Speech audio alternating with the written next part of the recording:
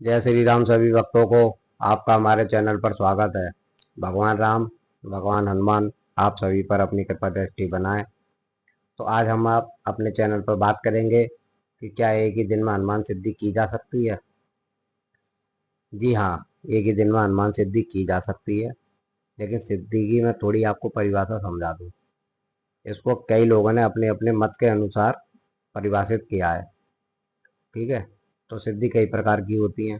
स्वयं की सिद्धि होती है, कार की सिद्धि होती है, और भोजन की भी पकना एक सिद्धि ही कहते हैं। सिद्धि के कई प्रकार हैं, सबने अपनी अपनी भाषा से परिभाषित किया है। तो आज हम बात करेंगे सिर्फ कार की सिद्धि। देखिए, स्वयं की सिद्धि होने में सालों का प्रोसेस लगता है। जो लोग कहते हैं ना, एक ही दिन में कभी सिद्धि नहीं मिलती, ये है बात बिल्कुल उनके लिए, ये बिल्कुल सत्य बात है।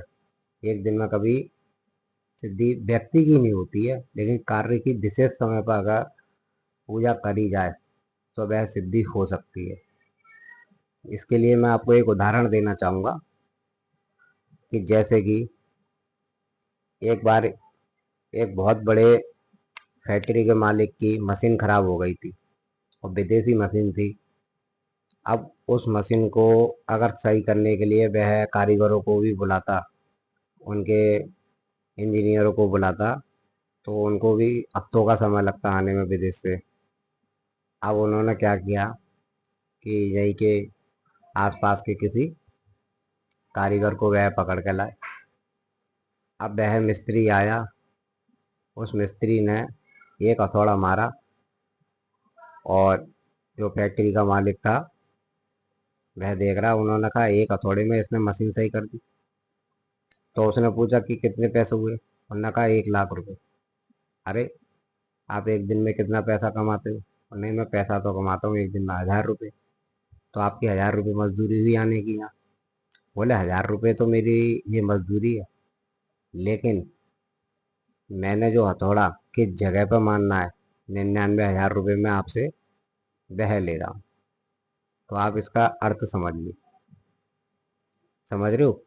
हथौड़ा मारने के तो 1,000 ही है, पर किस जगह पर मारना है उसके 99,000 है। ऐसे ही सिद्धियां हैं। जब हम विशेष समय पर इनकी आराधना करते हैं, विशेष समय पर सिद्धियां करते हैं, तो वो साधक जो होता है ना, वह जानता है इन चीज़ों का प्रभाव, इन स्थितियों का महत्व। तो वो क्या करता है, इंतजार में बैठे रहते हैं। साधक जो पुराने साधक होते हैं, कई सालों से लगे होते हैं इन चीज़ों में, वह क्या करते हैं, एक ही दिन में कार्य की सिद्धि कर देते हैं। यानी कोई नॉर्मल व्यक्ति उसी काम को 40 दिन में करेगा, 100 दिन में करेगा, और वह साधक खिलाड़ी होगा ना, काफ़ी समय से अध्ययन में लगा होगा, वो एक ही दिन में कार्य की सिद्धि कर देगा। क्योंकि उसको पता है इस समय पर पृथ्वी का पॉजिटिव ऑरा बहुत ही ज़्यादा होता है। साधक क्या होता है, भगवान की दिव्य तरंगों को महसूस करने लगते हैं। उनमें ऐसी दिव्य तरंग आ जाती हैं, शक्तियाँ आ जाती हैं, उनका एक सामंजस्य बन जाता है दोनों का, भगवान और भक्त का। तो वह भी समझ जाता है इस समय पर शक्ति अपने प्रचंड रूप में है। तो वह 100 बार में भी हनुमान चालीसा की सिद्धि कर सकता है, ऐसी बात नहीं है। और वो भी कार्य की सिद्धि होती है। स्वयं की सिद्धि में देखो, मैं मानता हूँ चीज़ का कि समय लगता है, लेकिन कार्य सिद्धि होती है, ऐसी बात नहीं है, सही समय पर। तो ये तो मैंने आपको बता दिया कि सही समय पर कार्य की सिद्धि होती है, एक ही दिन में कार्य की सिद्धि होती है। अब इस सिद्धि को करें कैसे, इस कार्य की सिद्धि को करें कैसे? अगर आपको किसी का रोग खत्म करना है, आपके घर में कोई रोगी है, या आपका कोई प्रियजन रोगी है, तो आप तांबे के पात्र में जल भरकर हनुमान जी के समक्ष रखें, और संपुट लगाकर इसकी आराधना करें, हनुमान चालीसा का पाठ करें। अब वह पाठ कैसे करें, संपुट कैसे लगाया जाता है, मैं ये आपको थोड़ा समझा देता हूँ। नहीं समझ में आया तो आप मेरे से कमेंट में पूछ लेना, फिर भी मैं आपको समझाता हूँ। कि देखिए, जिस भी हम कार्य के लिए पूजा करेंगे, उसका हम संपुट लगाएंगे। जैसे कि हमें रोग खत्म करना है, तो ना से रोग हरै सब पीरा, जपन निरंतर हनुमत बीरा, इस मंत्र का 108 बार जाप करेंगे, लाल चंदन की माला से या रुद्राक्ष की माला से, माला नहीं है कोई भी, तो आप ऊंचे स्वर में इसका उच्चारण भी कर सकते हैं 108 बार। फिर हनुमान चालीसा पढ़ोगे 100 बार या 108 बार। फिर दोबारा से उसी का ही संपुट लगाओगे जिस विषय के लिए आपने यह साधना की है। जैसे कि जो पहले संपुट लगेगा चौपाई बोली जाएगी, वही चौपाई लास्ट में बोली जाएगी। तो इसको बोलते हैं संपुट, यानी पहले भी हमने अपना वही बात का प्रस्ताव रख दिया और लास्ट में भी हमने वही बात कह दी, तो हम भगवान को भी समझने में बहुत आसानी होती है इसने किस कार्य के लिए यह सिद्धि कर रहा है। रोग के लिए कर रहा है या कठिन कार्य के लिए कर रहा है किसी के लिए। वैसे तो हनुमान जी अग्रज्ञानी है, सब समझ जाते हैं, लेकिन फिर भी देखिए अपना अपना एक वो है, इससे पूजा का प्रभाव भी पड़ जाता है। तो संपुट लगाना इसको कहते हैं। आप हनुमान जी की पंचोच्चार से पूजा करिए, अपने सामर्थ्य के अनुसार उनको भोग प्रसाद धूप दीप नैवेद्य आदि से प्रसन्न करिए।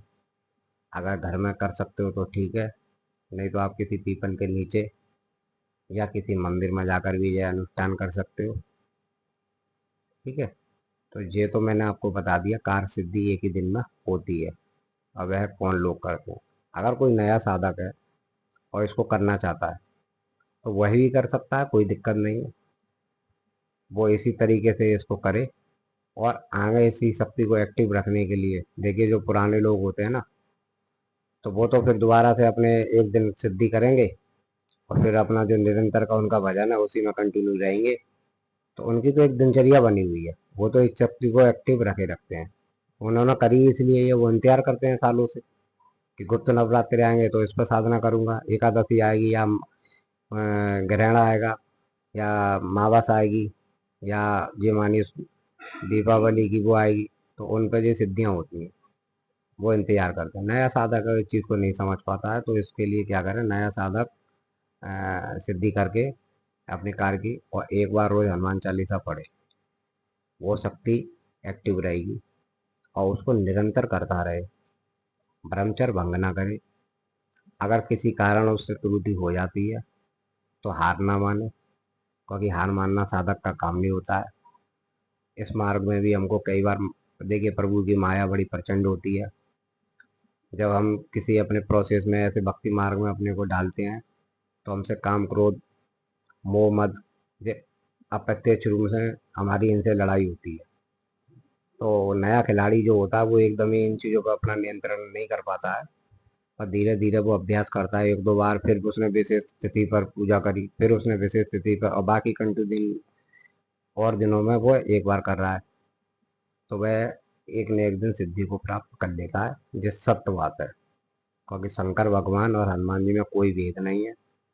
बहुत जल्दी जिस प्रकार भोले बाबा अपने भक्त से प्रसन्न हो जाते हैं, उनके बारे में कही भी जाती है कि आशुतोष तुम अब दरदानी आरा तारा दीन जन जानी। इसी प्रकार से हम हनुमान जी हैं, वह मान लीजिए। ठीक है ना, तो अपने साधक को जो दे देते हैं, तो हार ना माने। नया साधक भी है तो गिरेगा उठेगा पटकेगा पटक लगाएगा, फिर वो काम क्रोध पहले उसमें पटक लगाएंगे दो चार। वो भी पुराने खिलाड़ी हैं, जब वो उन खिलाड़ियों को समझने लगता है तो फिर वो उनको पटक देने लगता है, उन पर नियंत्रण पाने लगता है, उनको मानने लगता है। तो खेलते खेलते सब खिलाड़ी बन जाते हैं।